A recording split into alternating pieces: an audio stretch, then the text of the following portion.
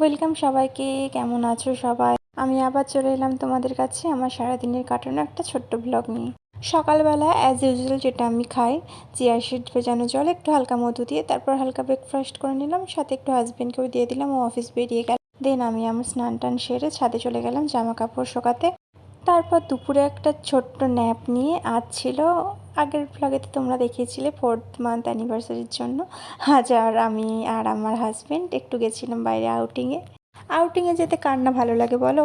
আর সেটা যদি আবার প্রেফার করে হাজবেন্ড মানে কি আর বলবো। আর দেখতেই পাচ্ছ সোদপুরে দাদা বৌদিতে এত ভিড়, কি আর বলবো। আর তারপর টুকটাক কাজ সেরে নিলাম। শুধু তো আউটিং হয় না, আর মাঝে মাঝে কাজও সারতে হয়, মানে যে কাজগুলো বাকি থাকে। আর চলে গেছিলাম সোদপুরের ভূতের রাজা দিলবরের ওই আউটলেটটাই। আর প্রথমে গিয়ে অর্ডার করে নিয়েছিলাম চিকেন চপ, আর তারপর বাসমতি চালের ভাত সাথে চিকেন। এটা চিকেনের কিছু একটা রেসিপি ছিল, ভুলে গেছি। বাই দ্য ওয়ে, টাটা, সবাইকে ভালো থাকবে।